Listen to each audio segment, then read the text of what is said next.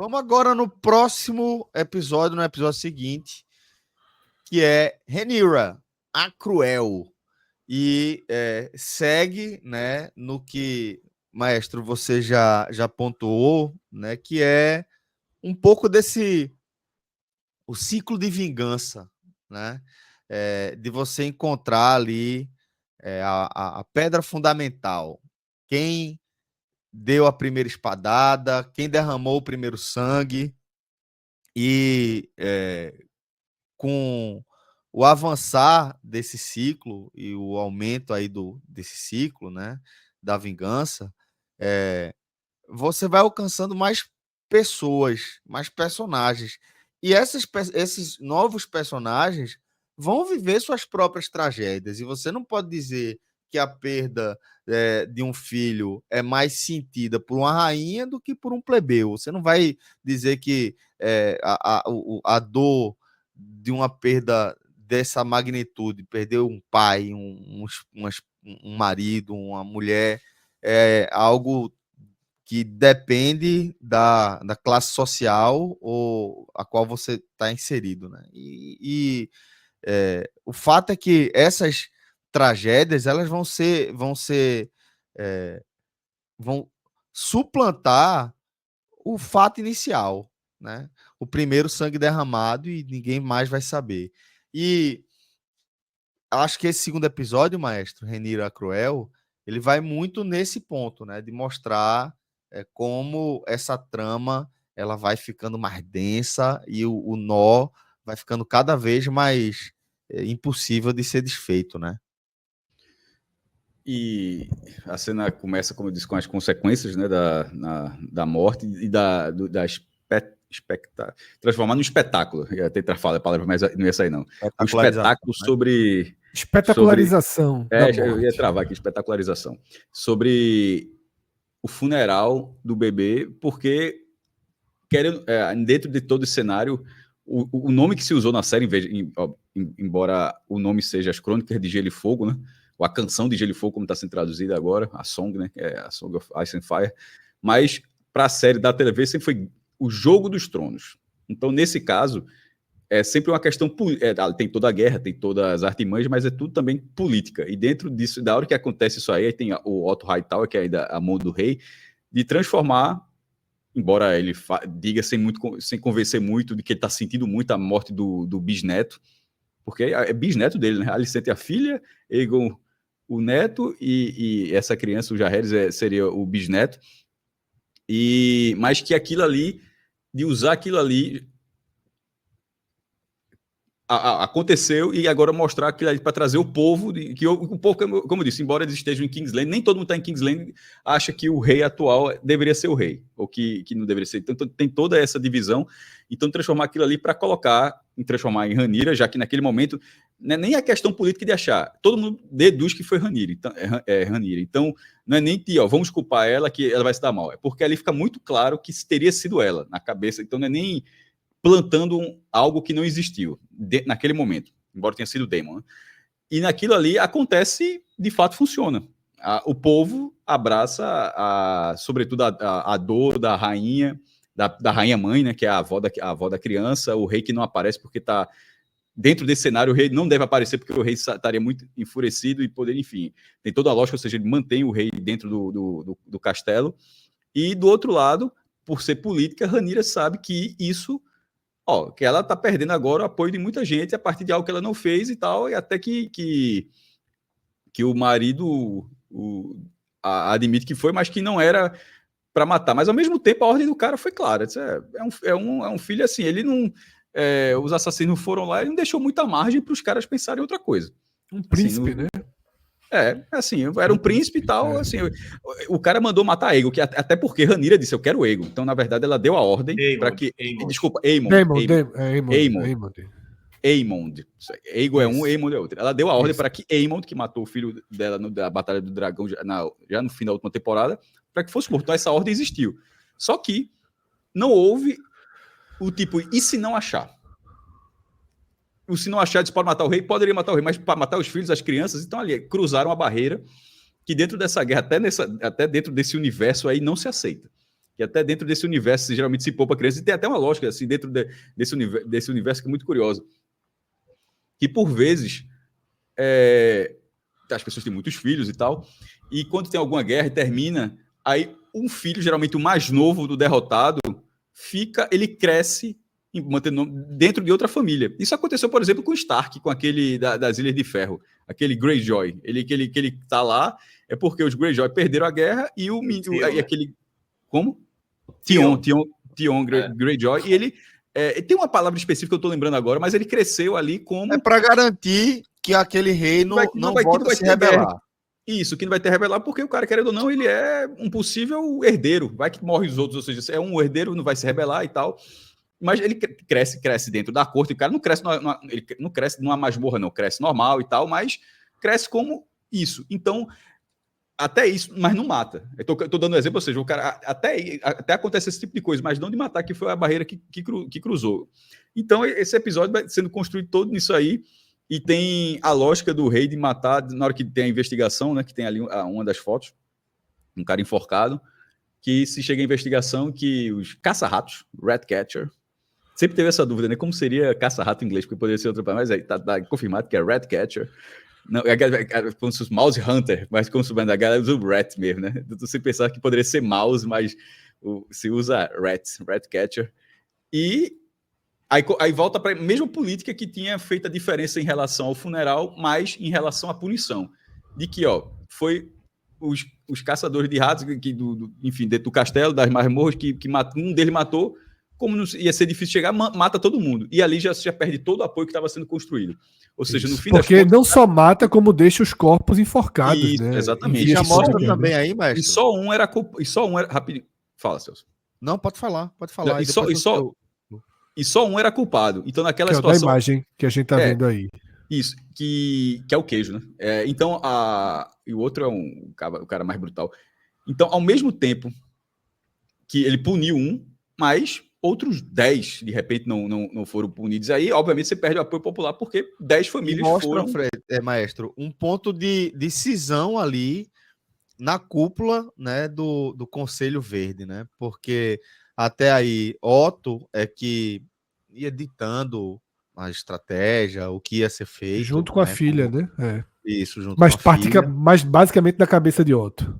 Isso, basicamente ele. E o rei, ali, ele ainda está se posicionando como um cara que está tentando entender qual é, aí tipo, beleza, você aqui o amigão do povo e vou devolver as cabras que a gente tá tomando como imposto. É o primeiro episódio. O primeiro episódio, ele mostra que... ele se ambientando. Egon tá querendo ser bonzinho com todo mundo, só que... Mas ele não tava... Mas eu não achei aquela construção... Foi até interessante, eu não estava nem no quadro, mas até interessante esse ponto, porque... para você ver como a política leva você para algum lado, de repente até a formação, tudo.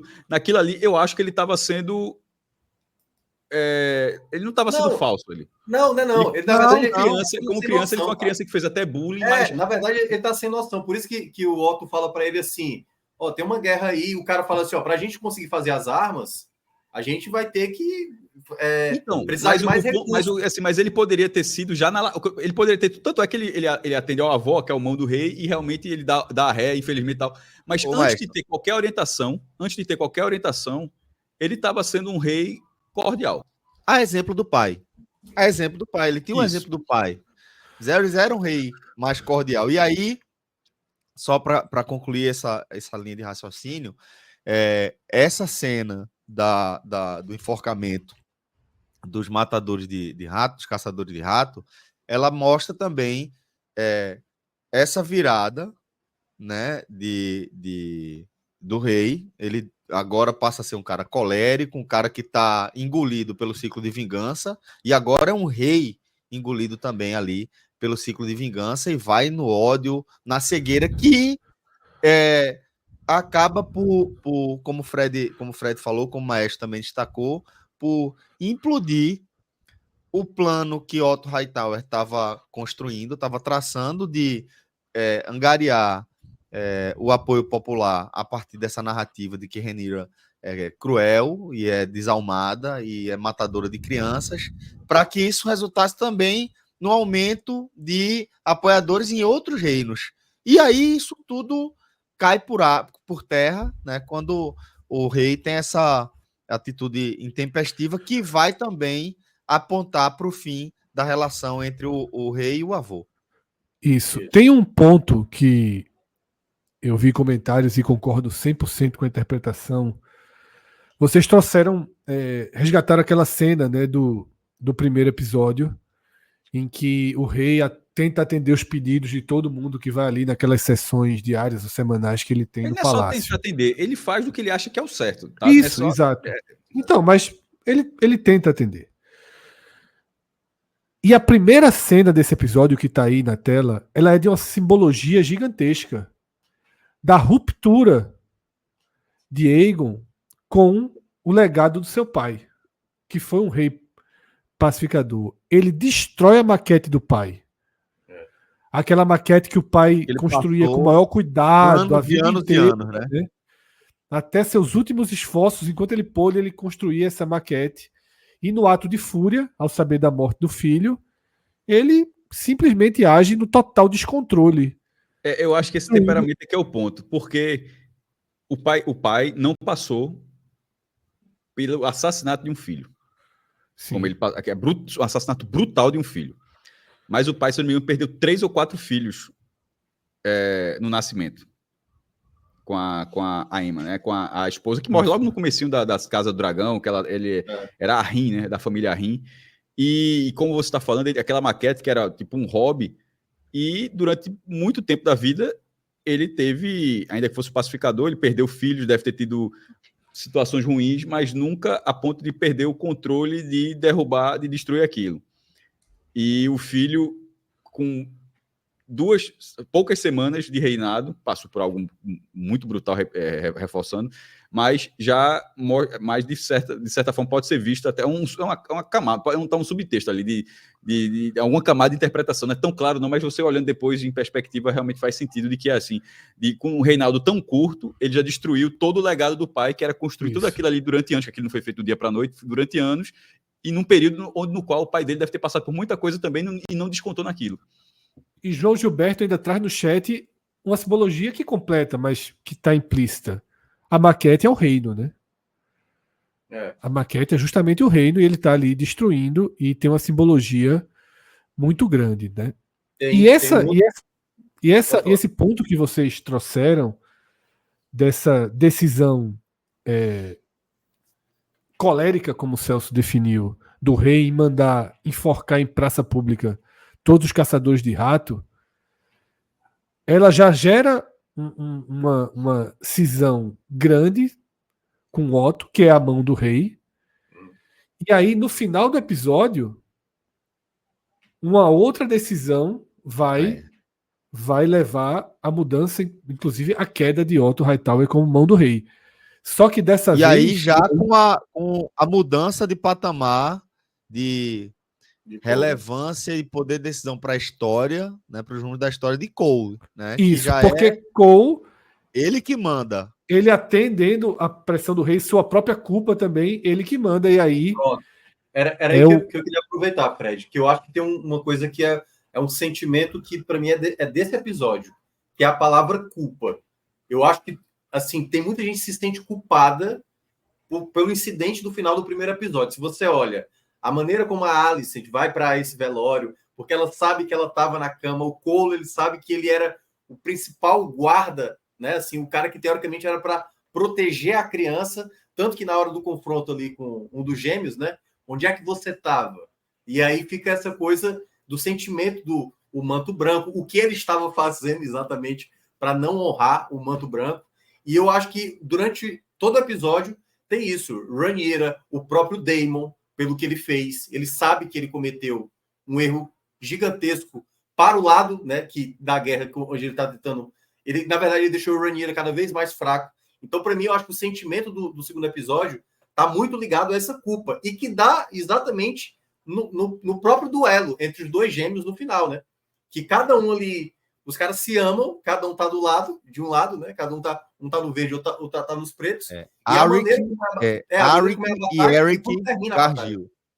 Exatamente. Então, eu acho que o segundo episódio tem muito esse contexto da culpa, de como você às vezes fica remoendo, às vezes você, como é o caso do Aegon, né? Assim, que extravasa, eu não quero saber, manda matar todo mundo, eu não estou preocupado se vai desagradar ou não. Ele não se interessa pela questão política, que é algo que o Otto estava tentando, vamos tentar aproveitar esse momento para a gente ganhar mais aliados. E aí, Aegon não quer saber, manda ele embora e coloca o Coe como mão, né, do rei. Perfeito. Culmina então, né, maestro, com o exílio, né, de Otto Hightower e a nomeação de Cole como novo mão do rei, que já aponta para o fim da diplomacia, porque Otto Hightower, apesar de ser um cara que vai defender os próprios interesses, né, acima de qualquer coisa, PSDB, né? PSDB. Ele ainda tem um quê de estadista, né? Ele traz esse quê de estadista. Teria meu voto. De se preocupar com a estabilidade, de entender que os conflitos, o estado de guerra é extremamente prejudicial para ele próprio, né? Para o crescimento do reino, para a estabilidade aí do reino. E no lugar dele vem um cara que é movido pela vingança. Desde o começo ele tem ódio, né, a Rhaenyra por ter sido rejeitado, né, por ela.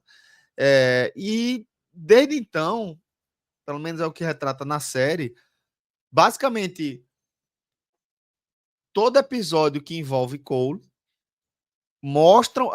sublinha esse ódio pessoal que ele tem em relação a Rhaenyra e essa vingança particular que ele tem. E aí você tira um cara que é o diplomata, o cara que vai buscar conciliar o reino e troca por um cara que vai com o fígado, né? O cara que vai ali com a bile e que vai buscar maior quantidade de derramamento de sangue possível. Mas lá na frente a gente vai ver até uma outra característica dele. Mas focando ainda nesse segundo episódio, e eu queria até que Cássio detalhasse mais, a batalha espetacular dos irmãos, né, Cássio? É um momento forte da série, né? Os dois ali com o manto branco, né, da guarda real, e cada um tomando conta de um rei, do seu rei, naturalmente, eles juramentados ali, e o plano do cara, que foi o que agora é mão do rei, né, o Lorde Comandante,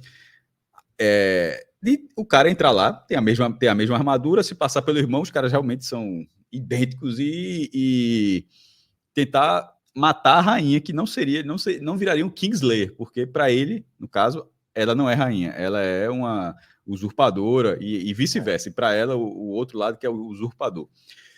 E o plano quase deu certo, um plano um pouco estúpido, né? Porque o cara realmente chega sozinho em Pedra do Dragão, que é uma ilha, ou seja, o cara ele tinha que chegar lá sem ser notado, isso aconteceu, tinha que entrar no castelo sem ser notado, isso aconteceu, e dentro de um castelo que provavelmente ele não conhecia, ele tinha que encontrar lá num momento específico para matar. E ele abraça essa missão suicida, né, maestro?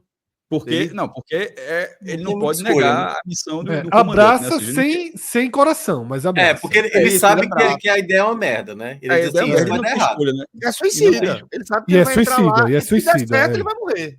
Se não der errado, ele vai morrer. Mas assim, se você conseguir, você acaba... Do jeito que andou, ele quase escapou, ele ficou perto de escapar sem morrer. Ele só da primeira parte, ele mataria, ainda precisaria sair, né? Mas o irmão tava no castelo, pô. Sim, eu sei, cara. Eu tô dizendo assim, que ainda tinha os outros 50%, né? Sim, pô, ele teria o risco. Não tem como saber. Tô falando assim, que antes de seu irmão chega, alguns segundos depois, ele teria uma chance de escapar, ou seja, era uma missão suicida, mas não é um kamikaze 100%, não, que o avião explode e realmente não tem escapatória, não. Nesse caso, do jeito que estava caminhando... ele dessa forma. Eu achei que ele tinha... Quando ele recebe a missão lá... Ele chega a falar isso, ele chega a externar isso. Sim, mas eu tô falando do jeito que... Mas eu tô descrevendo do jeito que foi assim, do jeito que estava caminhando, não estava sendo... na hora que ele matar, ele morre um segundo depois. Não estava caminhando. Não, mas não era um segundo depois, é conseguir sair... Depois chega a guarda inteira lá, né? Dentro Aí, nesse caso, eu achei que ele poderia, reforçando o que eu acho só, eu achei que era uma missão suicida, mas que até o irmão aparecer ali tava indo muito melhor do que ele imaginava. Tipo, não era ele a morrendo. Primeira parte ia dar certo, né? Teve muito a primeira parte dar certo, depois ele teve dificuldade para sair, mas que talvez fosse alguma chance de sair, porque no início era 0 chance de sair. E na hora que começa a luta dos irmãos é foda, porque dentro da lógica de ter um juramento e de um amar o outro, eles estavam. E lembrando que eu sempre já disse aqui algumas vezes, a gente não via essa série há mais de um ano, mas tudo ali são semanas. Então, assim, os irmãos não estão separados há um ano, não se veem há muito tempo, não. Eles estão há pouquíssimo tempo, cada um numa linha, tá? Assim, é para você enxergar que há pouquíssimo tempo que eles, um fica com um, fica com o outro. O rei morreu há poucas semanas. E antes de o rei morrer, Rhaenyra, ela não estava nessa relação de não fala. Enfim, tanto é que até o rei morrer, na verdade, ela era a herdeira, né? Quando o rei vai dar o último suspiro, que ele fala a palavra Aegon, é que vira o jogo, porque até ali não tinha problema nenhum. Ela ia ser a rainha e pronto. Então, assim, aí na hora, poucas semanas depois, 2 irmãos que são da Guarda Real, estão de cada lado, estão matando o outro, pô. Assim. E o simbolismo foram até enterrados juntos, assim, embora ela tenha um lado, a Rhaenys tinha dito que não era cara traidor e tal, mas Rhaenyra entendeu que ele era traidor para um lado e não para o outro. Então, era uma lógica muito difícil, onde os caras colocaram o juramento antes do sangue na questão. Eu particularmente achei uma cena muito forte, até, e sobretudo porque ela existe, né? E os caras realmente acharam 2 atores assim para fazer a cena de forma muito, muito digna. Daniel Luna pergunta aqui no chat, né, quem ganhou e se matou no final. Porque, de fato, a série deixa uma mínima dúvida no ar de que poderia, inclusive, ter sido eu acho que o segundo que depois se mata é o protetor de Rhaenyra. É o protetor de Rhaenyra. Isso, é o protetor. Só estou respondendo a ele que, de fato, a série deixa uma mínima dúvida ali no ar, tá? Porque não deixa absolutamente claro. Poderia ser que o cara, depois de matar o irmão, resolveu ir pro sacrifício. Cumprisse ainda, né? Exatamente. Aí, porém, no livro... Para mim não é tão claro, tu falasse com tanta certeza, para mim não é tão claro que o que se mata que o cara pede desculpa, inclusive, pô. Não, eu não falei com tanta certeza. Eu falei que a série... Primeiro, eu falei que a série não deixa margem para interpretação. Mas eu não falei da certeza da série, não. Eu falei da sua certeza, Fred. Diz assim, não, então... É porque exemplo, no livro foi... É porque no livro deixa claro quem é. No livro... Então, a morte... no episódio, na TV... Não, no episódio eu já falei aqui. A série deixa em aberto. Então, mas eu tô perguntando o que tu achou, não é do livro não, Fred. O que tu achou? Você achou quem? Veja, agora minha interpretação está 100% influenciada, porque eu já sei que foi o outro. Certo. Tá, mas... eu vi na hora, até pela fala do cara, eu vi achando que era o que veio de King's Landing. Não, eu achei que era... Eu entendi que era Eric, que era o protetor dele, por 2 motivos. Primeiro, que ele pede desculpa. E segundo, que tipo assim, desculpa, eu vou me matar aqui, desculpa, porque eu matei meu irmão. Então me desculpa, eu vou deixar eu não posso continuar vivo, porque a galera chega. Era outro cara. Isso que eu mais amo. Exatamente, pedir desculpa. Eu não entendi o que vocês falaram. Igor Andrade está dizendo aqui que os produtores teriam dito que foi o que veio de King's Landing. Porque o cara pediu desculpa por ter de matar ela. Eu tinha visto dessa forma, não sei se o produtor fala isso, mas eu tinha achado. A série deixou muito, muito em aberto. Tá? Eu acho que não. Se eu não me engano, eu tinha visto. Nos livros da morte só acontece 4 dias depois. Tá? Ele sobrevive e só morre 4 dias depois. E aí, no livro, pelo que eu vi no React, eu não li o livro, não leio os livros da série, foi justamente no de Carol. A morte no livro acontece. Os ferimentos são tantos que ele não resiste. Vamos para o próximo episódio. Só rapidinho, Celso, ainda sobre esse segundo episódio, que também tem uma cena, né? Que é a cena que Daemon, tipo assim, liga o foda-se e vai para Harrenhal, né? Tá, vou pegar o dragão, vou conquistar o castelo. Sim. Tem uma discussão pesada, uma DR pesada ali, Rhaenyra, que você não aceita que eu seja a rainha, você sempre se achou como quem deveria sentar no trono e não o seu irmão e tal. E ali também dá uma situação pro que virá na frente. Né? Sem dúvida. É importante também, né? Porque tem essa cisão de Daemon e Rhaenyra, né? Isso. Para todos os efeitos, ele vai embora. Pegou as coisas dele, foi comprar cigarro e foi embora, não voltou mais. Vamos lá com o terceiro episódio, né? Terceiro episódio, tá? Que é The Burning, o Moinho Ardente. Eu quase ia sugerir aqui uma enquete, ó. Quem matou? Foi o gêmeo que foi de Kingsland ou o gêmeo de Pedra do Dragão? Porque assim, cada um viu de um jeito. Eu tô lendo o chat aqui, tem uma galera que acha que foi um, foi outro. Eu achei curioso que realmente. Porque a série deixou 100% em aberto. 100% em aberto. Nesse momento eu tô falando do livro. Da TV, por exemplo, 100% em aberto. Que foi 3-1 em relação ao de Rhaenyra. Vocês acharam que foi o de Rhaenyra, eu achei que foi o outro. E no chat também tem gente achando que foi o outro também.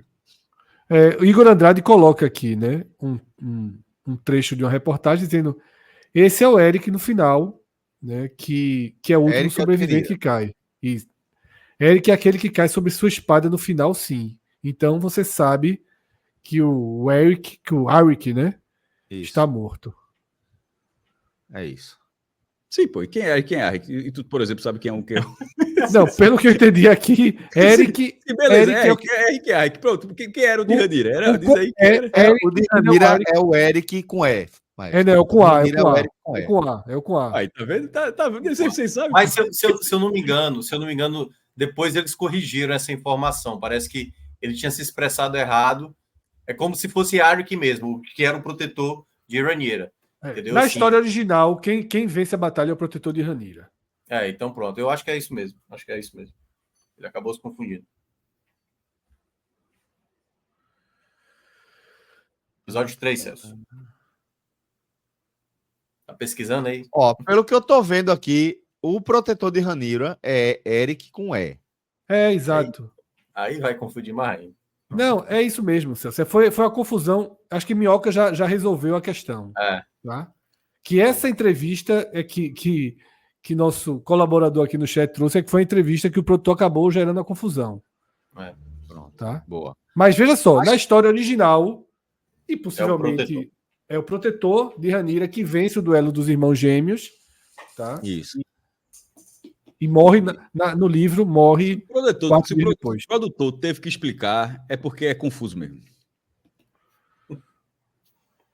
Aí a gente eu acho ótimo que seja confuso, inclusive. Isso é o tipo de confusão que eu acho muito bom.